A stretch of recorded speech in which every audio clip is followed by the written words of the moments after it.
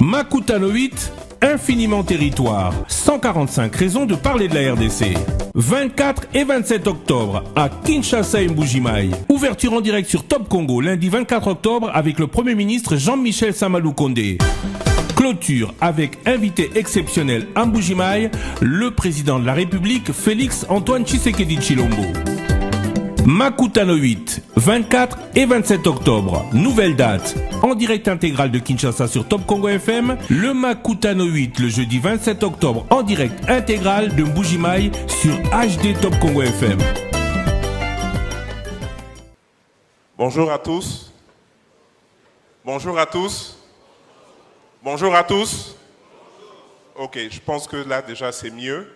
Mon nom est Eric Kakou, je suis cofondateur et directeur général de Entrepreneur Solutions Partners, qui est une firme de conseil d'investissement qui travaille à travers le continent. Et c'est un privilège pour moi de pouvoir modérer aujourd'hui cette discussion sur les champions nationaux. Alors, en pensant en fait au panel, il y a fondamentalement 3 idées qui me sont venues rapidement. La première, en fait, c'est le rôle du Congo pour l'Afrique. En réalité, est-ce que vous pouvez imaginer une année calendaire avec 11 mois? Je vous dis, je vais choisir un mois que je vais enlever. Je vais enlever le mois de décembre. Je pense que la MC ne sera pas très contente si j'enlève décembre. Je pense que si j'enlève février, j'enlève mon mois d'anniversaire. Quand on enlève le Congo dans l'Afrique, on enlève un Africain sur 12. Donc c'est important pour nous tous d'être ici aujourd'hui parce que justement, cet Africain-là est très important pour le reste du continent. Alors, nous sommes ici en fait pour parler du secteur privé, dans une rencontre secteur privé. Cette fois-ci, je vais vous demander d'imaginer une voiture, une berline, sans roue. On a enlevé la 4e roue. Le véhicule ne va pas très vite. On peut avoir la société civile, on peut avoir le gouvernement, on peut avoir les partenaires techniques et financiers internationaux. Si on n'a pas le secteur privé, l'une des roues du véhicule manque. Maintenant, pour les champions, je vais vous demander d'imaginer avec moi une fusée qui n'a pas de propulseur. Donc vous avez investi dans la fusée, elle est toute belle, il n'y a pas de propulseur. Pour moi, l'absence de champions nationaux dans nos économies africaines, c'est comme si on avait des secteurs privés sans propulseur. À mon avis, c'est l'une des conversations les plus importantes que nous pouvons avoir aujourd'hui, que de savoir concrètement qu'est-ce qu'on fait pour les champions nationaux. Alors, mon rôle cet après-midi, ou cette fin de matinée, il est double. La première chose, c'est d'introduire le panel. Donc, j'ai préparé quelques slides. Donc, j'ai préparé des transparents que je vais demander aux facilitateurs de projeter. Et mon deuxième rôle, en fait, c'est de faciliter la conversation que nous allons avoir. Alors, pour la conversation, nous sommes vraiment chanceux et privilégiés parce que nous allons avoir sur le même panel des champions nationaux, des financiers. Nous allons aussi avoir l'ambassadeur de la République de Turquie pour partager l'expérience d'une nation sœur. Et nous allons aussi avoir en fait une fondation qui a travaillé à travers le monde entier sur justement la mise en place des champions nationaux. Alors, sans plus tarder, je voulais déjà commencer par introduire la discussion. J'ai proposé comme thème pour notre discussion le Lab Champion RDC. Parce que je pense que ce qu'on veut avoir aujourd'hui, ce n'est pas juste un autre panel, ce n'est même pas un débat. Ce que je veux qu'on ait concrètement, c'est des éléments que l'équipe du Makutano pourra rassembler et proposer au gouvernement et au peuple congolais comme étant des éléments pour créer des champions. La première chose qu'il faut peut-être voir, je pense que le clicker ne fonctionne pas. OK. Alors, la résolution n'est pas très bonne. Donc, il y a une étude qui a été faite sur les 61 nations qui sont dans le processus d'émergence. 71, OK? 71, et ce qu'ils ont essayé de voir, c'est vraiment qu'est-ce qui a permis à ceux qui ont réussi à croître très vite de le faire. Pour toutes ces nations-là, ils se sont rendus compte que le secteur privé joue un rôle très important. Donc, quand on veut créer de la croissance, quand on veut créer des emplois, quand on veut que cette croissance-là se traduise par un bien-être de la population, on n'a pas le choix que d'intégrer le secteur privé.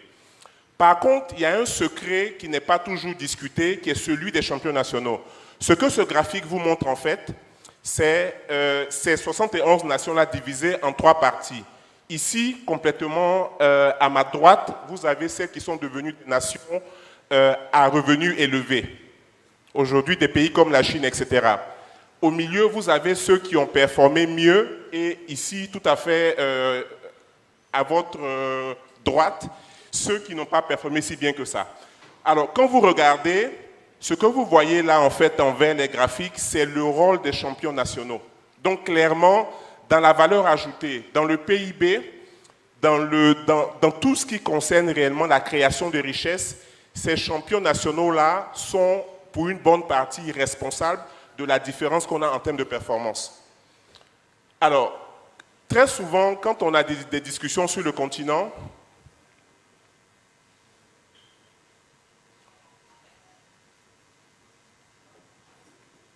ça ne fonctionne pas, hein?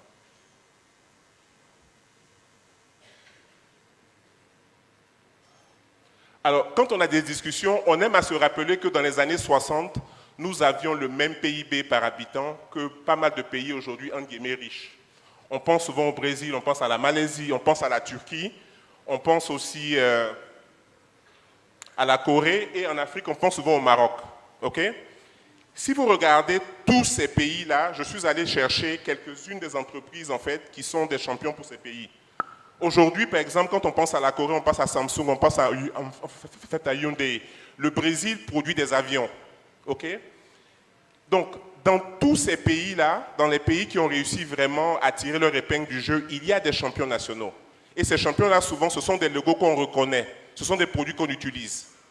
Si aujourd'hui, je vous demandais de m'aider vraiment en fait, à mettre la RDC sur le graphique, quelles sont les entreprises que je pourrais mentionner comme étant champions en RDC? C'est vraiment de ça qu'il s'agit. Alors, ce que je voulais proposer aujourd'hui, c'est que réellement, pour créer des champions, il va nous falloir considérer 5 clés.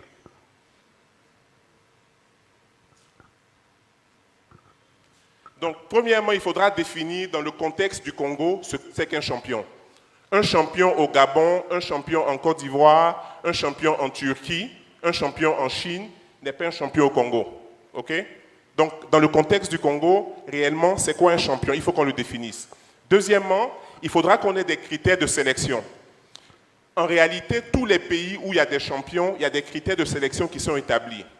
Ces critères ne sont pas toujours communiqués, parce que très souvent, la question des champions nationaux, surtout lorsqu'il s'agit d'acteurs vraiment influents, ne se discute pas dans des grands forums comme ça. Par contre, les critères sont connus, eux, ils sont clairs. Troisièmement, c'est important de considérer le fait que pendant qu'on accélère ceux qui sont un peu plus développés, un peu plus costauds, il faut aussi construire les pépites de demain. Donc, toujours cette notion-là de dire accélérer et construire, c'est critique. C'est important d'avoir un mécanisme en fait, pour avoir des contrats de performance. Donc, si on va travailler avec des champions qui sont censés avoir un certain impact, il faut qu'on puisse le mesurer. Est-ce que les projets qu'on leur a donnés ont été complétés? Est-ce que les employés ont été payés? Est-ce que ce qu'ils étaient censés faire, ils l'ont fait? Mais ça demande aussi que le gouvernement aussi qui s'engage. J'ai bien noté le fait que son Excellence, Monsieur le Premier ministre, a parlé des centaines de milliers de tonnes de ciment qui étaient attendues dans les différents travaux. Ça m'a presque donné l'envie de devenir entrepreneur dans le domaine du ciment. Mais le défi de ça, c'est qu'il faudrait absolument que ce soit suivi rapidement d'un mécanisme qui fasse que quand on s'engage à le faire, le gouvernement aussi fasse sa part. Et puis enfin, c'est essentiel d'avoir une forte volonté politique. Là où vous avez vu des champions qui ont émergé, ça ne s'est pas fait contre le gouvernement. Et c'est vrai que c'est quelque chose dont on ne parle pas souvent, mais aujourd'hui, lorsqu'une entreprise française, un grand groupe français, et je ne veux pas indexer la France en particulier, a un sujet, c'est quelque chose qui devient tout de suite en fait, une préoccupation en fait, nationale. Comment est-ce qu'on s'assure que nos champions bénéficient aussi de la diplomatie économique et du support qu'il faut? Pour moi, ces 5 clés-là sont essentielles si on veut avoir des champions. Alors, je vais rapidement demander, ça va être important que le technicien reste avec moi parce qu'on va aller très très vite. Donc, première chose, définir les champions. Pour moi, ça me fascine qu'on ait aujourd'hui Ethiopian Airways, okay, 70 ans après, comme étant la compagnie aérienne leader sur le continent africain. C'est une compagnie qui est passée par un empire, qui est passée par un pays communiste, qui est passée par plusieurs guerres, mais qui malgré tout ça, demeure quand même une entreprise que tout le monde reconnaît comme étant le fleuron de l'aviation. L'aviation est un secteur très, très, très, très compliqué. Alors, si on a pu, malgré tout ça, réussir à avoir Ethiopian Airlines aujourd'hui qui fonctionne, malgré tous les changements qu'il y a eu, ça montre que c'est possible. D'expérience, il y a 5 facteurs qui sont importants pour des cas comme Ethiopian. C'est la qualité de la stratégie, c'est la capacité du groupe à se transformer, c'est les actifs, notamment les investissements en termes de formation et en termes d'équipement qui vont être faits, c'est la capacité à mesurer les résultats et surtout une ambition de passer à l'échelle. Next. Alors, quand on parle de critères d'évaluation, clairement, l'impact économique doit être un des éléments qui est important parce que c'est pour ça qu'on veut avoir des champions, c'est un impact économique. Mais aussi, c'est le potentiel de ces champions-là à croître. Parce que c'est difficile, quand on a des petits champions, d'avoir les résultats qu'on veut. Donc, ça va être vraiment important de choisir des acteurs qui peuvent passer à l'échelle. Et enfin, la capacité que les champions ont à exécuter. Next.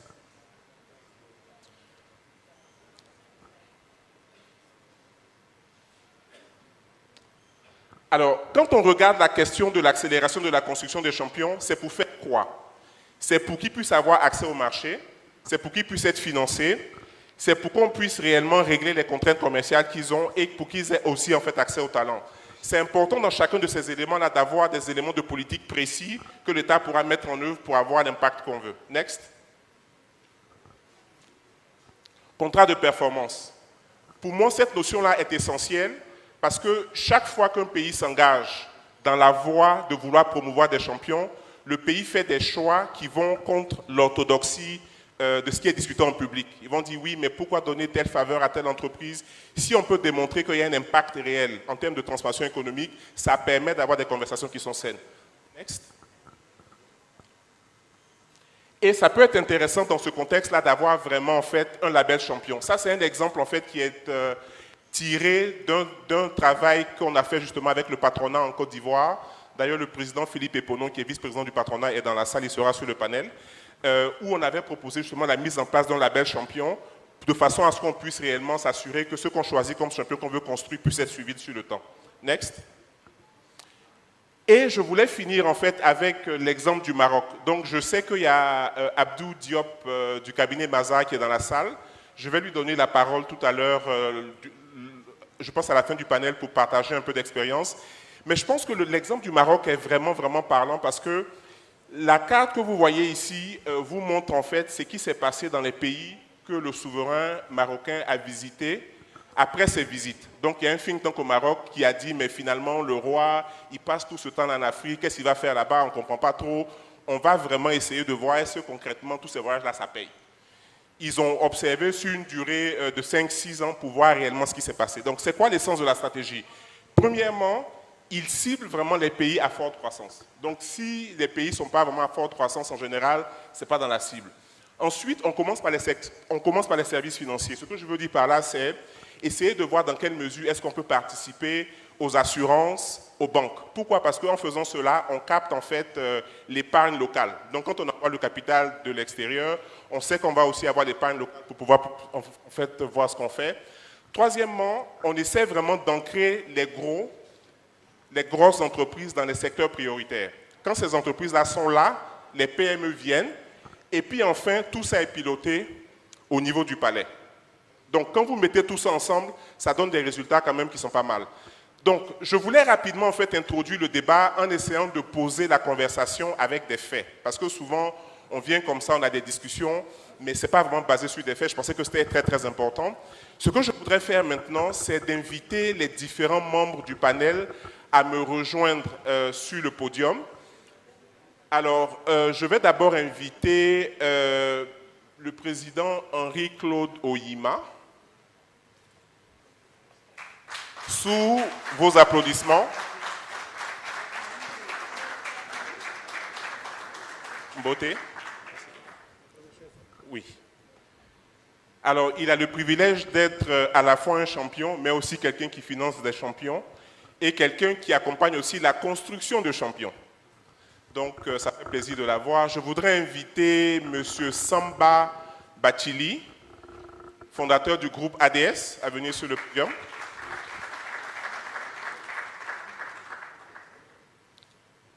Et je pense que Samba est un champion qui représente quand même une façon de penser assez unique, tant au niveau de l'innovation, mais surtout dans la volonté de nous assurer qu'il y ait un réseau de champions à travers le continent. Il est l'un des promoteurs de l'initiative Afro-Champion. Ça sera très important de pouvoir avoir sa perspective. Je voudrais par la suite inviter son Excellence, Monsieur l'ambassadeur de la République de Turquie, qui sera au centre du podium, pour partager l'expérience de la Turquie. Je voudrais ensuite inviter M. Philippe Eponon, qui est fondateur du groupe LRA, la Route africaine, qui est vice-président du patronat ivoirien et président du groupement ivoirien des BTP.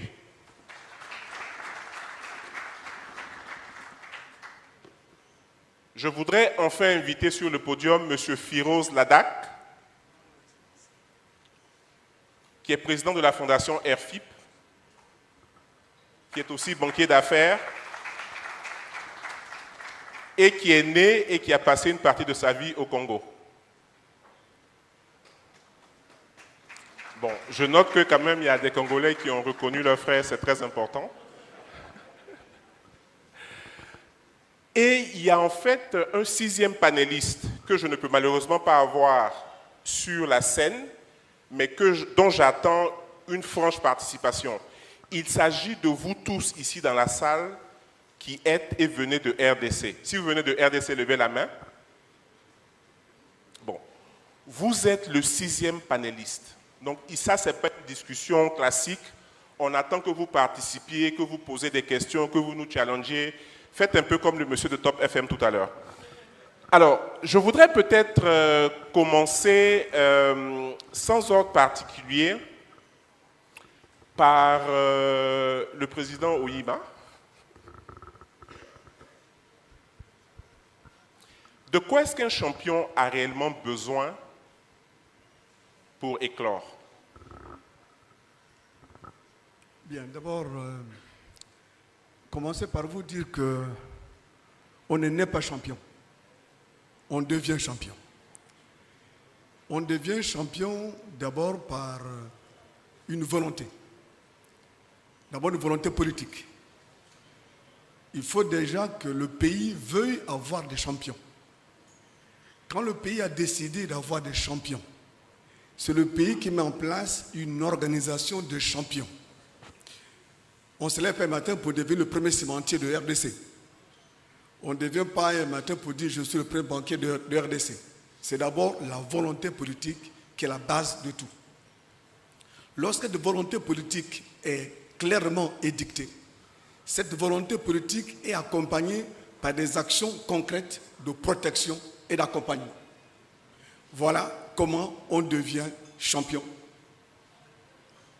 Mais, comme nous sommes entre nous pour le dire, les Africains ont peur de champions nationaux parce qu'on lie la politique avec le monde des affaires. Si vous déconnectez le monde politique du monde des affaires, la volonté politique peut créer tous les champions nationaux dont nos pays ont besoin. Ok, donc 3 points. Volonté politique en premier, suivi d'actions vraiment concrètes. Et puis enfin, tuer la peur du champion. Parce que quand on a peur du champion, on ne peut pas le développer. Ok? Samba, Afro-champion. Pourquoi cette initiative? Pourquoi tu penses que c'est important?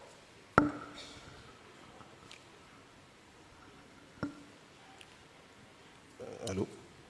Merci. Merci d'abord à Madame Nicole et à toute l'équipe de Makutano et à tout ce public qui a fait le déplacement. Pourquoi Afro-champion? Afro-champion est né d'une rencontre. On était au World Economic Forum à Davos. On discutait entre opérateurs africains. On s'est dit, bon, écoutez, on vient ici à Davos. Généralement, les thèmes ne sont pas fixés par nous. Et aussi, on a un problème en Afrique. C'est très difficile d'être un opérateur en Afrique. Il est plus difficile de faire des affaires en Afrique, en étant africain, que par d'autres nations. Je donne un exemple concret. Je me rappelle, quand j'ai commencé les affaires, c'était dans le secteur des télécoms. Pour pouvoir accéder à un marché que j'avais structuré tout, j'ai dû faire venir un acteur européen pour le mettre en avant, pour ensuite pouvoir avoir le contrat. Attends, Samba, je ne te coupe pas la parole. Hein. Les Congolais dans la salle, qui se reconnaît dans ce qu'il dit? Levez la main. Donc, qui pense qu'en tant que Congolais, c'est plus difficile d'avoir des marchés au Congo que quand on vient avec un étranger, surtout quand il est de l'autre côté de l'océan? Levez la main. Ah, bon, ok. Samba, vas-y. Ok. Donc, moi, je suis d'accord que souvent on a besoin d'expérience, ce qui est normal. On a besoin souvent de collaborer avec des sociétés qui ont fait des choses avant nous, parce que l'expérience, c'est quoi? C'est ce que quelqu'un a fait avant vous. Mais par contre, on ne peut pas développer nos pays sans qu'il y ait des acteurs locaux forts. Il n'y a pas de solution. Et donc, quand on a eu cette réunion à Davos, j'ai suggéré que pour que ça se fasse, il faut qu'on fasse appel à des dirigeants, parce qu'on ne peut pas, nous seuls, secteur privé, mener ce combat. On a regardé dans le passé quels sont les dirigeants qui ont mené à bien des programmes de champions.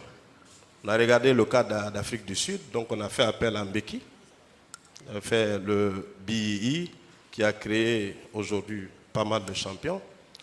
On a fait appel à Obasanjo, président Obasanjo, qui a créé tous ces géants du Nigeria que vous connaissez.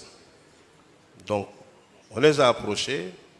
Aujourd'hui, c'est Obasanjo qui est le patron d'Afro Champion.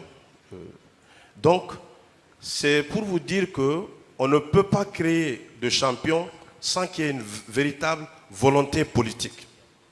Il faut une conjugaison de la volonté politique avec un accompagnement, un sérieux du secteur privé. Parce qu'il ne faut pas aussi s'asseoir sur ses lauriers pour dire que bon, on est national ou bien on est champion national, qu'on a droit à tout. Il faut se battre, il faut travailler. Quand on vous donne un projet, il faut l'exécuter. C'est ce que nous faisons en Afrique. Aujourd'hui, mon groupe travaille dans plus de 18 pays. J'ai eu à travailler dans plus de 1800 localités parce que moi, je suis fier que le thème de ce panel, c'est territoire, parce que quand j'ai commencé, mon focus a toujours été sur les zones reculées, les zones comment dire, les territoires dont on parle, parce qu'on ne peut pas parler de développement sans parler de ces zones où 70% de la population vit. Donc, si vous voyez toutes les actions que je mène dans le domaine de l'énergie, dans le domaine de l'eau, télécom, c'est focalisé sur ces zones. À ce jour, on a eu à réaliser quand même des milliers de projets qui chiffrent à des milliards. On ne pouvait pas le faire sans la confiance des États qui nous ont bien voulu nous faire confiance, et aussi l'accompagnement de structures financières nationales ou internationales, parce que c'est important aussi. Et je vois bien que vous avez bien choisi le panel. Il y a un financier, il y a un secteur privé, il y a le côté public. Donc, c'est tout ça qui nous a amené à former Afro Champion. On s'est battu, on a travaillé inlassablement avec l'Union africaine pour la mise en place du Free Trade Agreement, pour nous, qui est très important pour l'Afrique, parce que, quoi que l'on puisse dire, si on prend nos pays séparément, on n'a pas la masse critique. Et quand on n'a pas la masse critique, on n'a pas le marché.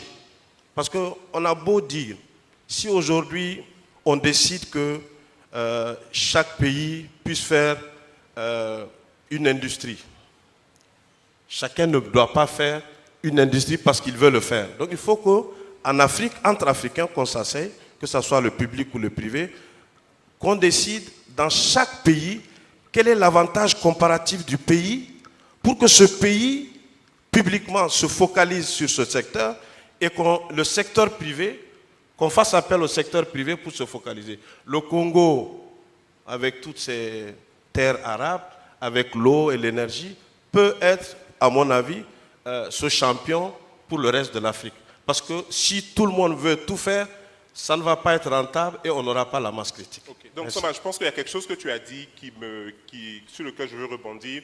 La question du financement. Donc, qui dans cette salle, parmi nos sœurs et frères congolais, si je vous demande de boucler le financement d'un projet à 200 millions de dollars, vous êtes confiant dans votre capacité à lever cette somme? Levez la main. Une personne? Oui. Okay. Mais je pense que c'est un élément important. Ça me donne peut-être l'opportunité. Firoz, je vais peut-être te demander d'intervenir en tant qu'ancien banquier, en tant qu'acteur qui a financé en fait des initiatives championnes dans d'autres parties du monde. Qu'est-ce que tu peux partager en fait par rapport à ça?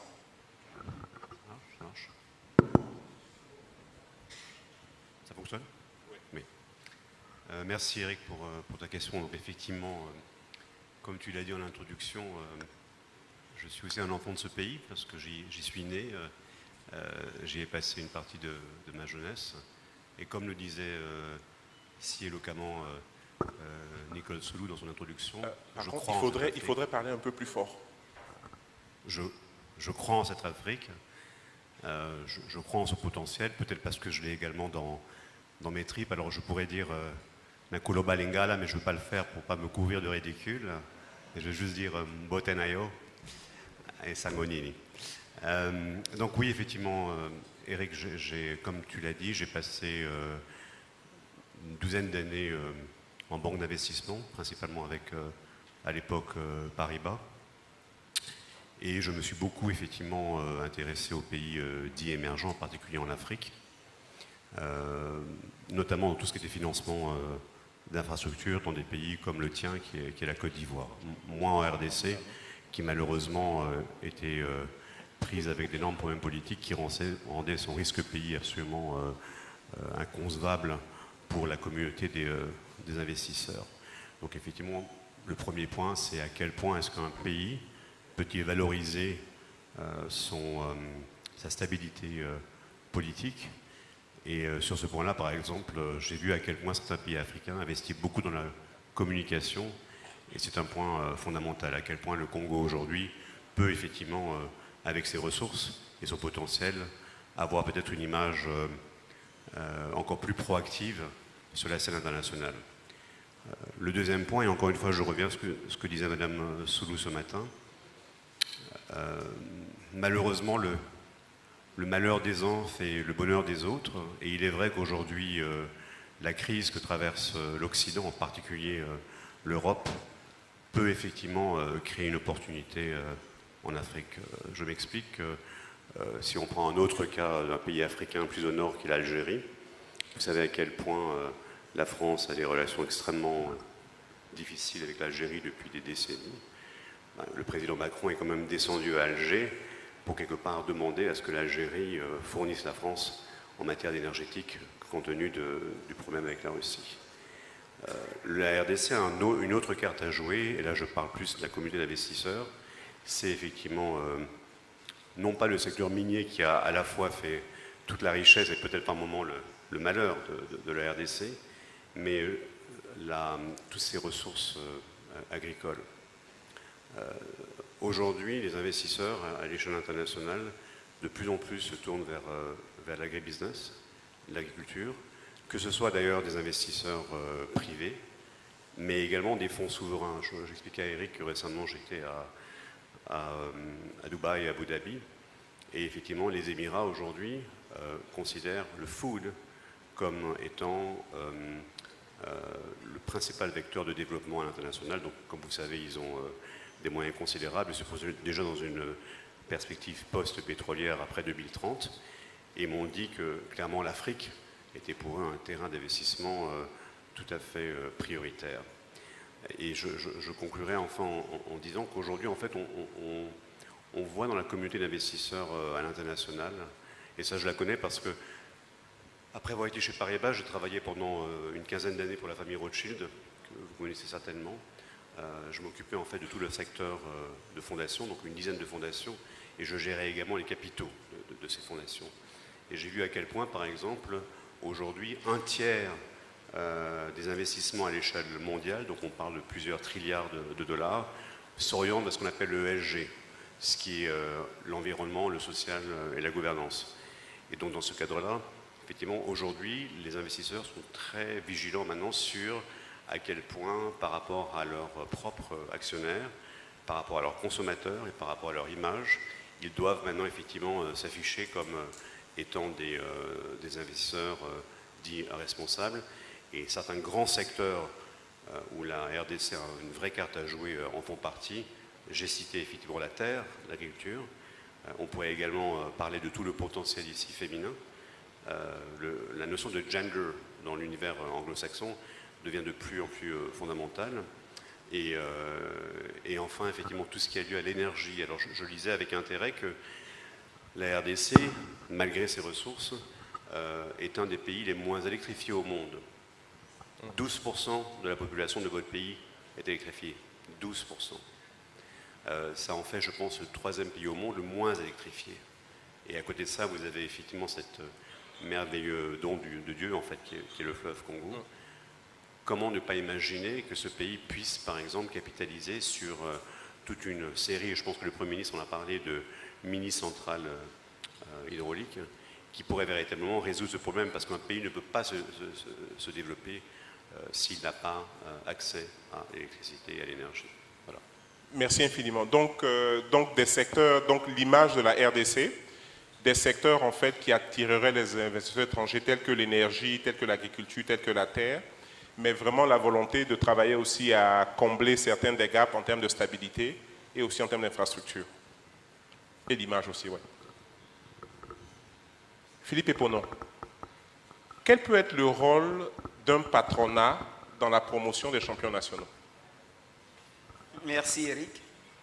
Je voudrais profiter déjà de mon passage ici au Congo pour saluer mes confrères de la Fédération des entreprises du Congo que nous aurons plaisir à recevoir dans 72 heures en Côte d'Ivoire dans le cadre de la CGCIA académique, la plus grande organisation patronale, la manifestation d'une organisation patronale donc par année, et en même temps que nous réunissons l'ensemble des patronats francophones. Donc c'est une activité qui aura lieu sur 2 jours, les 27 et 28 octobre prochains, et j'ai vu donc la participation de nos confrères du Congo. Alors, avant de répondre à ta question, je voudrais d'abord faire, je dirais, dire comment je suis d'abord arrivé au patronat, parce que ça peut édifier certains, ça peut en inspirer d'autres.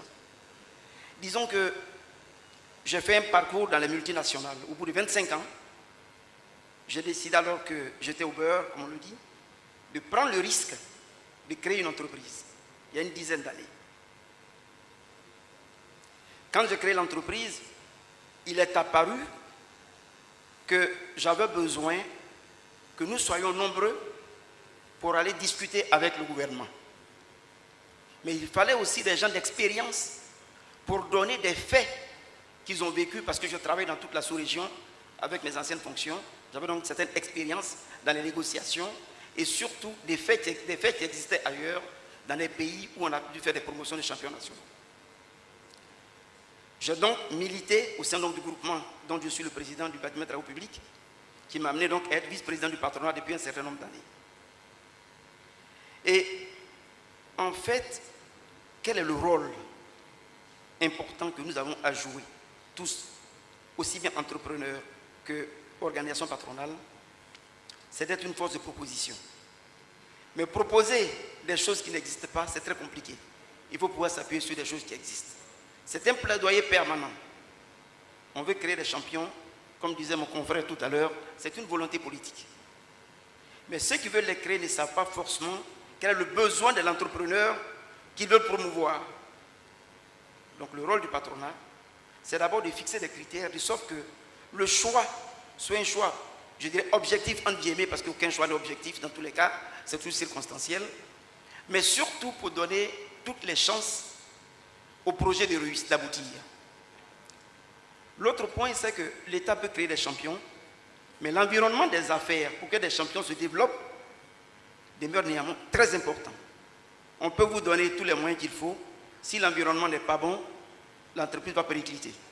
Donc le rôle du patronat, c'est réunir les éléments et aller négocier donc avec le gouvernement sur les éléments qu'il faut pour que les champions en créature, les champions en accélération puissent s'épanouir dans cet environnement et prendre réellement leur place, qui est la place donc que le gouvernement veut. Mais en dehors de la volonté politique, de toute la volonté, je dirais, administrative, il y a des fois des parts que les partenaires doivent prendre. En général, et pour un pays comme le vôtre, quand l'État va mettre les moyens à la disposition des acteurs locaux, il pourrait se poser le problème. Par exemple, il y a d'abord le problème de financement. Et je suis d'ailleurs heureux de me rendre compte que je réussis, moi, par rapport au mécanisme mis en place en Côte d'Ivoire, à réunir les 200 millions de dollars dont il parle pour développer mon entreprise. Ça ne pose pas de problème particulier.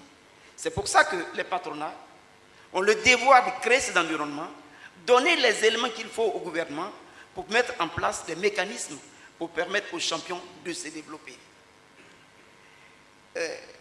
Les États créent les écoles de formation, par exemple, mais il arrive très souvent que nous disons, par rapport à l'orientation qui est donnée, il faut peut-être que le secteur privé fasse quelque chose par rapport à la formation.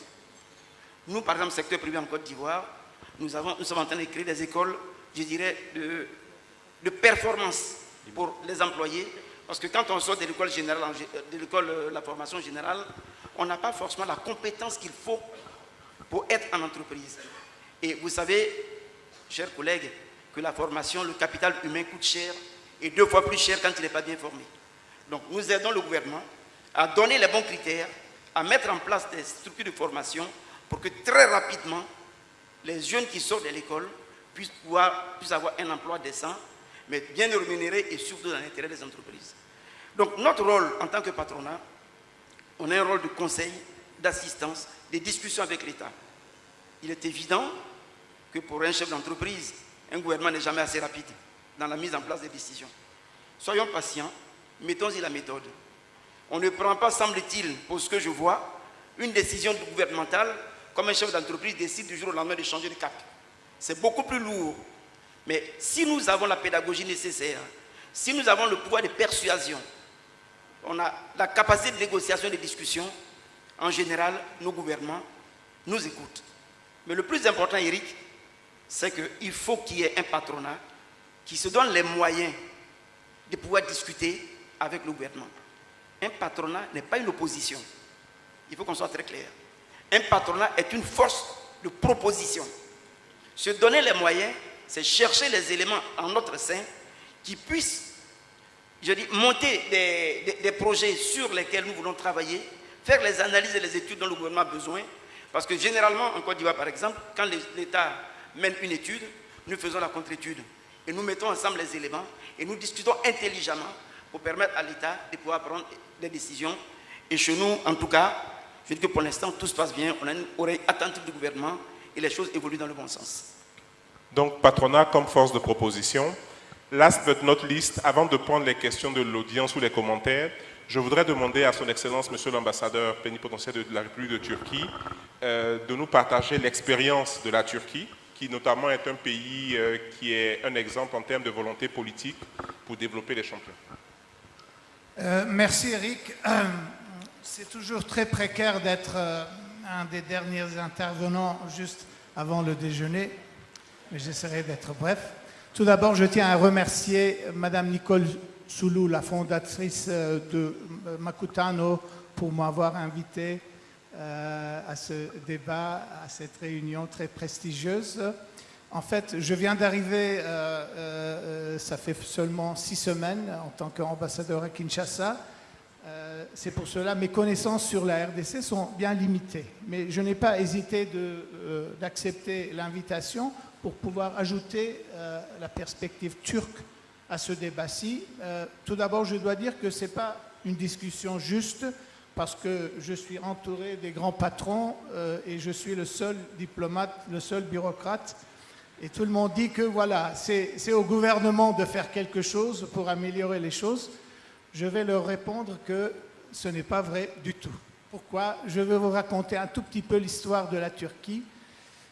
Maintenant, vous connaissez un tout petit peu où nous sommes. Je ne vais pas prendre beaucoup de temps pour vous donner beaucoup de données, mais dans les années 80, nous avions un système basé sur la substitution aux importations et pour des raisons évidentes, ça n'a pas marché. Et on a dû s'ouvrir sur le monde. C'est à l'époque notre président légendaire, Turgut Özal, il a présidé ce processus. Et au cours des dernières décennies, maintenant, on a atteint un niveau où vraiment les exportations sont le moteur de l'économie turque. Aujourd'hui, on a 800 milliards de dollars de PIB. Et cette année-ci, les recettes des exportations, par exemple, ce seront 250 milliards de dollars. Et puis, la Turquie est devenue vraiment une base de production à l'échelle mondiale. Par exemple, pour vous donner des exemples, 3e plus grand producteur de biscuits, c'est en Turquie, dans le monde. Ou bien 7e fabricant des appareils électroménagers, c'est en Turquie. En particulier les industries de la chimie, de l'automobile, de la défense sont vraiment les locomotives. Mais je dois dire que le secteur de construction a aussi été un des moteurs parce que aujourd'hui, vous connaissez cette liste célèbre de ENR, Engineering News Register. Parmi les 250 plus grandes entreprises contractantes, nous avons 44 entreprises. Et jusqu'ici, le secteur de construction, ils ont finalisé plus de 11 000 de projets partout dans le monde avec une recette de plus de 450 milliards de dollars. Je ne vais pas prolonger les pubs, mais ça veut dire que vraiment, de notre perspective, on a pu, Dieu merci, achever une transformation considérable de notre économie. Et bien évidemment, au centre de cette transformation, il y a toujours le secteur privé. Quand je plaisante en disant que je n'accepte pas les observations indiquant la priorité du côté gouvernemental pour améliorer les choses, bien évidemment, c'est vrai parce que notre ami ici vient de le souligner, le devoir appartient aux deux côtés en même temps. Ce que nous avons vécu en Turquie, bien évidemment, du côté gouvernemental, il faut mettre sur place un bon système d'incitation. Et sûrement, en RDC aussi, ça existe.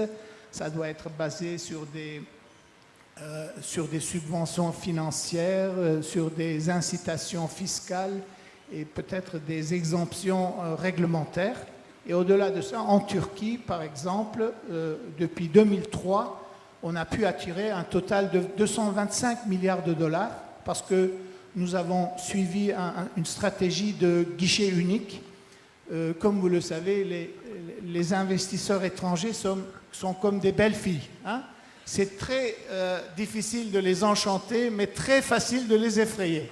Alors, pour cela, il faut leur donner le confort nécessaire et de fournir les services nécessaires dès qu'ils arrivent. Je ne réclame pas que ces observations sont 100% valables pour la RDC, parce que, comme je viens de dire, je ne connais pas vraiment les détails, mais plus ou moins, je peux vous assurer que l'essentiel, c'est cela. Mais d'autre part, le secteur privé aussi a beaucoup de choses à faire. Comme l'orateur avant moi l'a souligné, le patronat ou bien les fédérations ou bien les enceintes comme le Makutano sont aussi très importants pour, tout d'abord, utiliser une conscience collective. Pourquoi?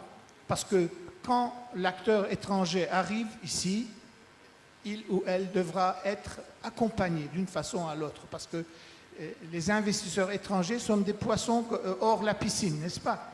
Et tout d'abord, ils devraient avoir des renseignements sur les domaines prioritaires, et le cadre réglementaire, et puis aussi, ils auront besoin d'être accompagnés pour interagir avec la bureaucratie du pays hôte.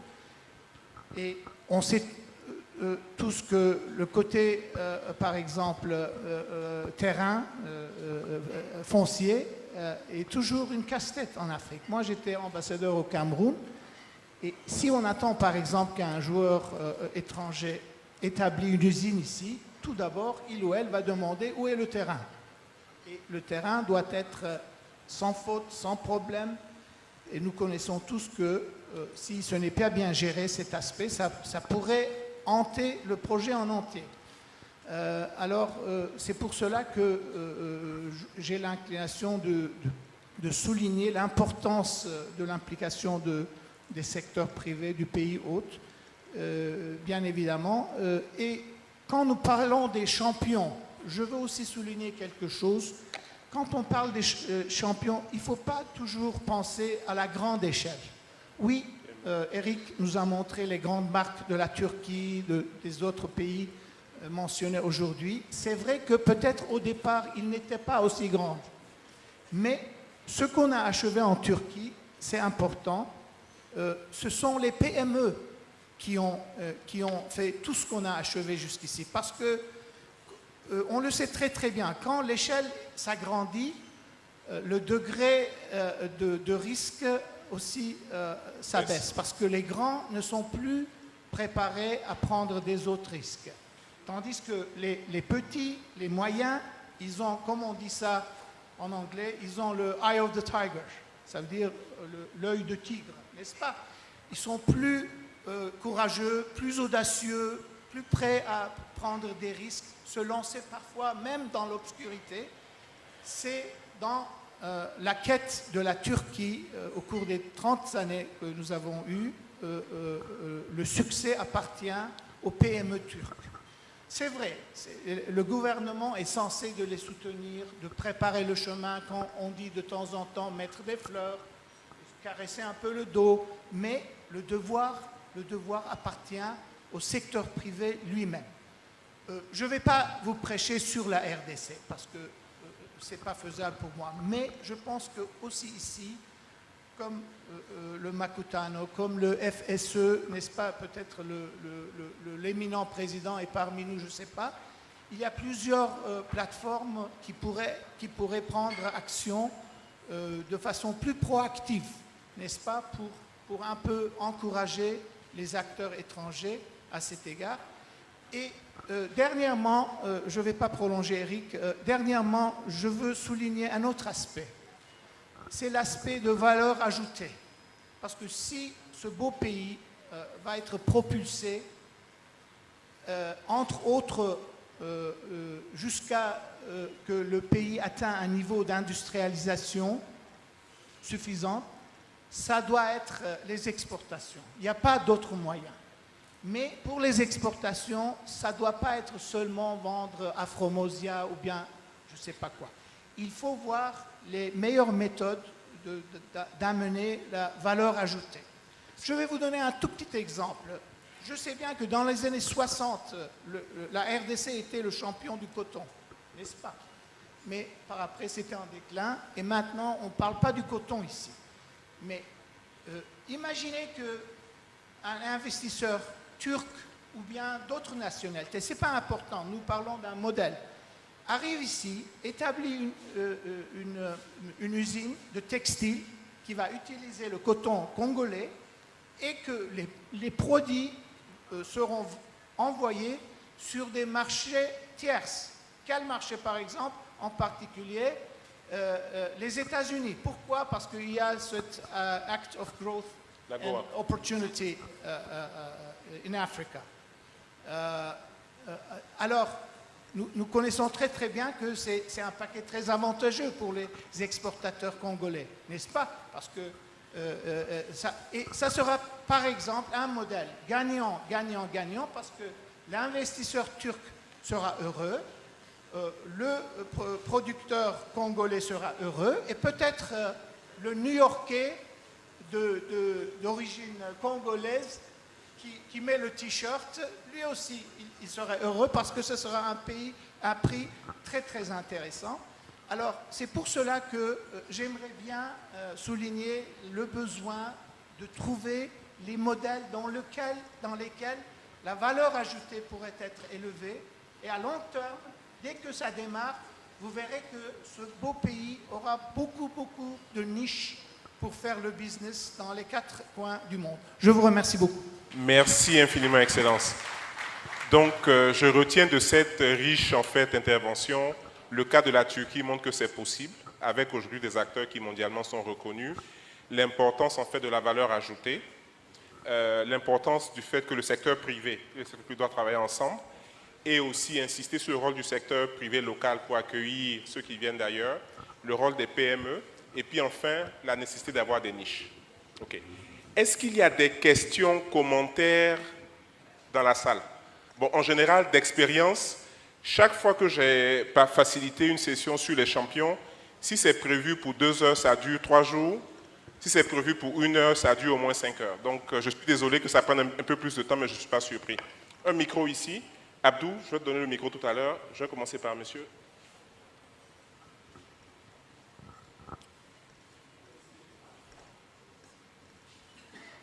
Merci. Mon nom est Jean Babanissa. J'ai été député national, gouverneur de province, président de la chambre de la FEC, Kinshasa. Et je voudrais revenir sur un sujet pour lequel vous avez abordé un peu par rapport à tous les intervenants. En 2006, on lance le programme du gouvernement qui est celui des 5 chantiers. Mais on n'a qu'une seule industrie de ciment qui est nationale, mais qui ne produit plus. Et il y a une société privée qui produit, qui est en panne, 400 000 tonnes. Je fais une motion en 2008 à l'Assemblée. Le président de l'Assemblée vient de partir, j'aurais bien voulu le dire devant lui, parce qu'il avait perçu exactement ce qu'il y avait. J'avais acheté ce jour-là un sac de ciment à $40, parce qu'il y avait mon partenaire financier kényan qui était là. Il fallait que je lui montre que mon projet immobilier fonctionnait. Et le président de l'Assemblée accorde, qui est un groupe de travail, qui a fait un travail que n'importe qui le lirait investirait. Le groupe Raoji l'a saisi, nous l'avons saisi en 2012 plutôt. J'ai pu réunir la SFI, PPC, et nous avons monté un projet de $300 millions, qui est PPC, qui fait du ciment. Le groupe Raoji Simco aussi a fait la même chose. Et aujourd'hui, on est fiers que la construction est un moteur de développement, en tout cas dans la partie ouest du Congo, et peut vraiment participer à cette économie. Voilà un peu, c'est peut-être un petit témoignage, merci. Mais rien n'est impossible en RDC. Merci. Merci infiniment. Merci. Abdou?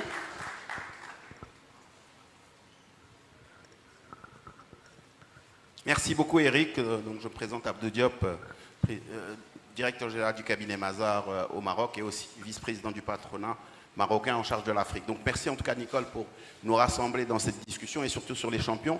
Je pense aussi il est important parce que Eric, tu as bien présenté la stratégie de développement à l'international des champions marocains, mais il y a une phase très importante qui est la construction de ces champions au niveau local.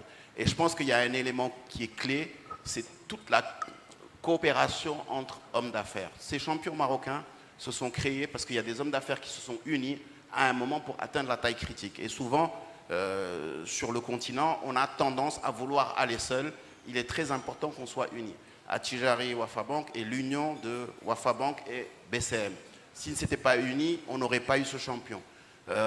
Aujourd'hui, Bank of Africa, c'est d'abord 2 assurances, RMA et Watania, qui sont unies et qui ont consolidé la BMCE qui a fait Bank of Africa. Donc cette union qui permet d'être plus fort, plus costaud et de pouvoir se consolider sur le marché national est très important. Deuxième chose très importante, c'est comment on accompagne ces champions dans leur dynamique locale. Effectivement, peut-être que le rôle du secteur public est pas essentiel, mais il est quand même important dans l'attribution des marchés et la contribution de la PME locale dans toute la commande publique. Et ça aussi, c'est très important. Comment on donne du contenu local à la commande publique et comment on intègre ces PME locales dans la commande publique. Troisième élément que je voulais partager, c'est la création des champions nationaux n'est pas antinomique avec les investissements étrangers.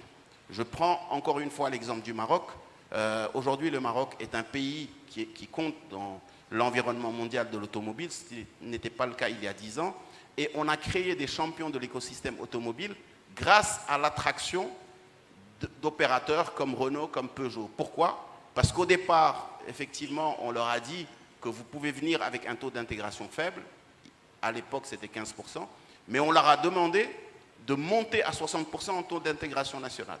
C'est ce qui a créé tout un écosystème de champions nationaux, de PME, qui sont dans la batterie, qui sont dans les pots d'échappement, qui sont dans les chaises auto, etc. Et qui aujourd'hui sont des PME championnes, qui sont en train de s'exporter à l'international parce qu'elles ont pu apprendre et se construire grâce à cette attraction de Renault. Donc c'est important qu'il y ait cette vision. Et le dernier point, c'est comment on accompagne cette dynamique à l'international. Aujourd'hui, il y a un organisme qui est l'Agence marocaine de développement des importations, des investissements et des exportations, qui à un moment a décidé d'avoir cette dynamique africaine et qui régulièrement, tous les 3 mois, affrêtait un avion, prenait une centaine d'entreprises et allait dans 3 pays du continent pour échanger, pour faire des B2B, en ouvrant la porte. Et ça a créé cette consolidation économique de la dynamique africaine. Donc c'est important aussi qu'il y ait cette politique. Et on l'a vu pendant la crise du Covid, il y avait très peu de masques qui étaient produits au Maroc. On a regroupé la Fédération des industries textiles. On leur a dit, donnez-nous 3 PME et l'État va faire toutes ces commandes de masques auprès de ces PME. Aujourd'hui, c'est des PME qui se sont transformées, qui exportent des masques sur tout le continent et qui même à un moment ont exporté des masques en Europe parce qu'en Europe, il n'y avait plus de masques. Donc c'est important aussi que l'État accompagne et qu'il y ait ce partenariat entre effectivement le patronat et le secteur public pour pouvoir réaliser ces choses. Merci, voilà ce que je voulais partager. Merci infiniment pour cette contribution, Abdou. Merci, merci, merci. Alors, je remarque qu'il n'y a que des hommes qui ont pris la parole lors de ce panel. Et pourtant, il y a des femmes dans la salle. Donc, ce qu'on va faire, il y a un commentaire ici. Maintenant, je vais demander aussi à l'ensemble de l'audience. Il y a aussi des dames là-bas, super. Donc, on va prendre un commentaire là, on va prendre les 2 dames qui sont là-bas. Et puis, après ça, je vais demander à l'audience, en fait, de nous donner des solutions. Donc, si le Makutano devait retourner vers le gouvernement et dire concrètement, comment est-ce qu'on arrive à avoir les 145 champions nationaux en RDC? Il faudrait vraiment qu'on ait des éléments concrets. Donc, je vais demander à l'audience, en fait, de nous donner des éléments. Oui, monsieur? Merci beaucoup. Je m'appelle Dédé Wachiba. Je suis professeur de sciences politiques à l'Université de Kinshasa. On me fait signe qu'il nous reste 5 minutes, donc il faut qu'on soit super bref. Je serai très bref. J'ai été invité ici comme écrivain, en fait. J'ai mes 4 bouquins que j'ai publiés. Mais en fait, je serai très bref. Moi, j'ai beaucoup apprécié dans le processus de création des champions en Afrique. On a vu intervenir la notion de volonté politique. Mais après analyse, dans un pays comme la RDC, il y a un goulot d'étranglement structurel important. C'est sa culture politique. Depuis 60 ici, la politique est perçue comme un facteur d'enrichissement. La classe politique, regardez notre classe politique, même regardez le paysage des affaires. Les hommes les plus riches sont des politiciens.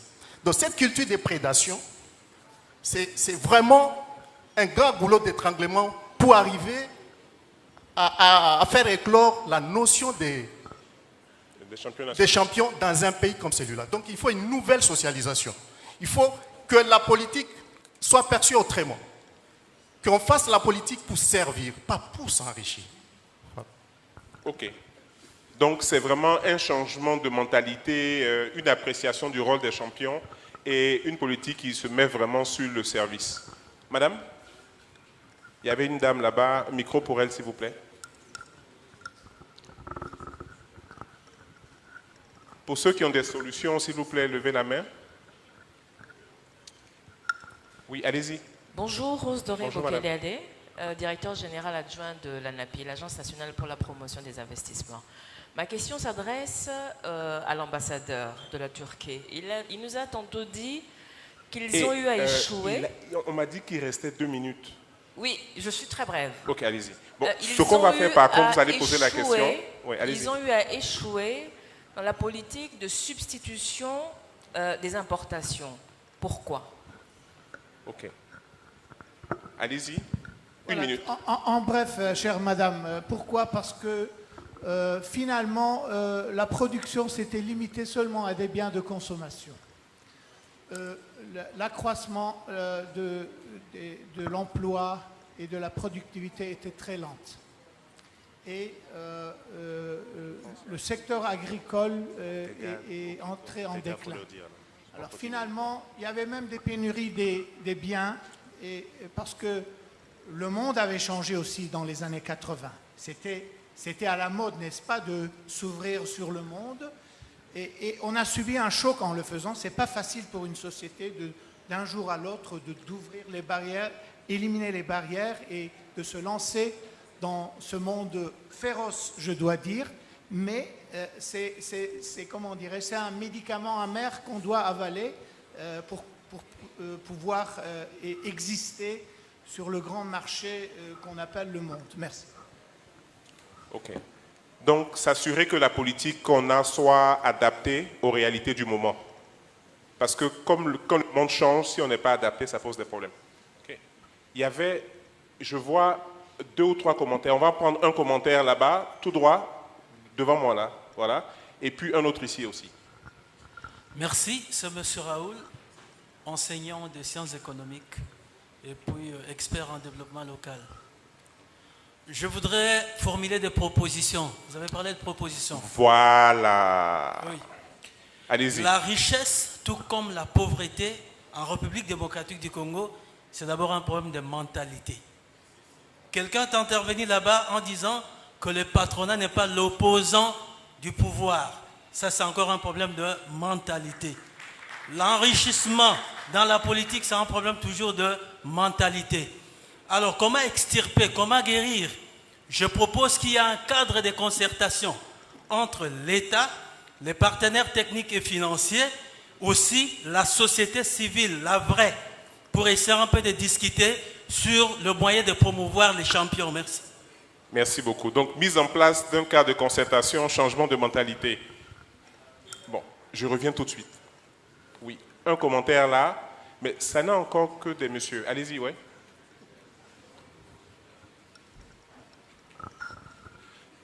Moi, je voudrais rappeler un modèle qui a fonctionné avec des ajustements, le modèle sud-africain, qui est sorti de l'apartheid et où on avait une disparité entre ceux qui détenaient l'économie et la masse de la population.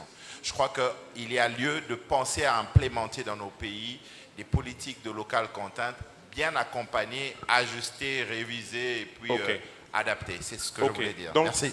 Contenu local. Donc, cadre de concertation, changement de mentalité, contenu local. Oui, il y a une question ici. Venez avec le micro, s'il vous plaît.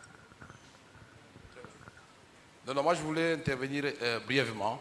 Allez-y. En tant qu'ancien enseignant en sciences économiques, je ne vais pas entrer dans la politique, pour dire que je ne suis pas tout à fait d'accord et satisfait de la réponse de son Excellence, Monsieur l'ambassadeur, que j'apprécie beaucoup. On ne peut pas dire que la politique de substitution est une mauvaise chose, ou elle peut nécessairement conduire à l'échec. Puisque aujourd'hui, quand vous regardez la République démocratique du Congo, chaque province est tiraillée vers le voisin. Les Katanga s'approvisionnent en Zambie, les Kivu s'approvisionnent au Rwanda ou en Ouganda, l'Ituri, la même chose. Je peux faire le tour de 9 voisins.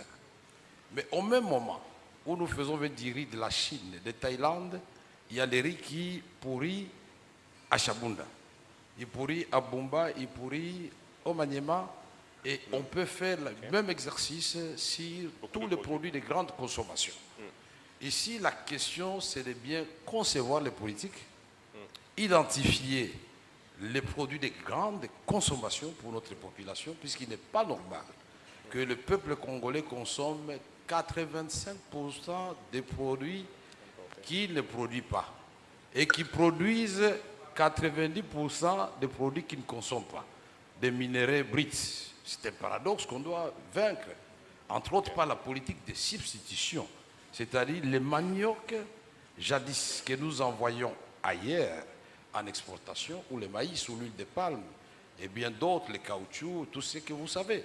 Le Congo est au même niveau que le Canada, au même niveau que la Corée du Sud, l'Afrique du Sud. Donc c'est faisable. Est-ce que ce petit paradis que fut le Congo peut le redevenir? Et donc, pour moi, je pense que les deux peuvent se faire. La politique de substitution et la politique qui a réussi en Turquie, un pays que je salue très bien comme modèle économique. Mais on ne peut pas aujourd'hui commencer à fabriquer la voiture électrique quand on ne mange pas. Donc il faut commencer d'abord par produire pour l'homme. Et cet homme-là, bien requinqué, bien formé, va transformer les Congos, va transformer l'Afrique. Merci. Merci. Donc, je pense que c'est une intervention pertinente. Et je note que vous avez réconcilié les positions en disant qu'on peut faire les deux. On peut faire la substitution, mais aussi... Bon, donc là, j'ai ma patronne là, qui est juste à côté de moi. Avant qu'elle ne me punisse, je vais demander le mot de la fin à chacun des orateurs. 2 minutes, 1 minute, le mot de la fin, rapidement. Je crois que le thème, c'est comment on fait pour devenir champion national. C'est ça. Donc, une recommandation simple. D'abord, une volonté. Et définir le secteur dans lequel on veut avoir ce champion national. Absolument. Et c'est précis, concret. Samba.